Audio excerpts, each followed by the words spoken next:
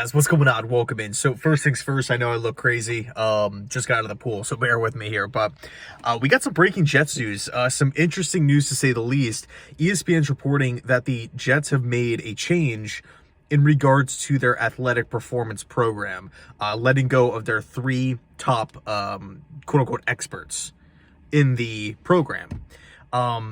Obviously, the New York Jets have had a horrible track record of injuries, right? And you know it's absolutely insane. I feel like if you're not a Jet fan and you're talking about injuries about the Jets, the first thing you think of is Aaron Rodgers. To me, I got to be honest, that's like the last player I think of when I think about the injured Jets throughout the years. I mean, I'm talking Becton, 2 season-ending injuries, right? CJ Mosley had essentially a season ender. AVT, 2 season-ending injuries. Carl Lawson, season-ending injury. Like the list just goes on and on. LaMarcus Joyner, season ender. It goes on and on and on. Right? Elijah Moore battled injuries. Corey Davis battled injuries. What do we have? 13 different offensive line starting fives last year. I mean, give me a break. That's an absolute joke, right? Dwayne Brown injury. The list, Zach Wilson missed time every single year that he was drafted. Or since he was drafted, rather. Sam Darnold missed time every single year that he was a Jet, one of which was because of the mono, so, no injury there, and an illness. But, I mean, man, Breece Hall has dealt with stuff like, I could literally sit here for the next 15 minutes just talking about all these different players that have experienced injury. And look, it's football, it's a contact sport. It's not, these three guys' fault that everybody is getting hurt, right? Obviously not. You never want to see somebody lose their job. But at the same time, something has to change, right? I think one thing that is apparent is the turf at MetLife Stadium. It's garbage. It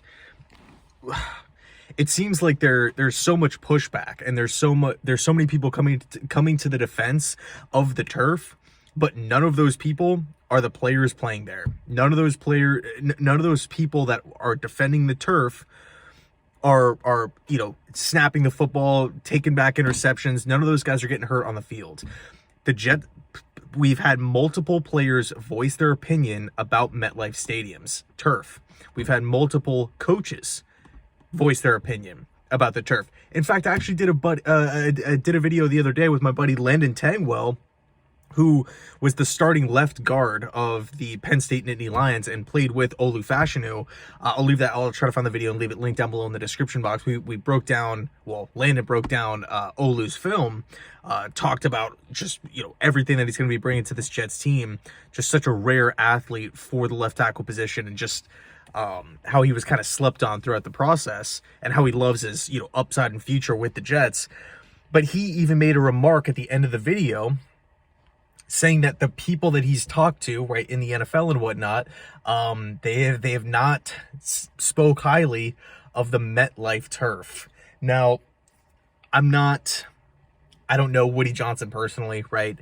I would assume that between the Jets and the Giants, they could afford to figure out a better situation, because I know the turf, obviously, MetLife Stadium isn't just, a place where two teams play football games. There's concert, it's like a coliseum here, right? It's a massive money-making place.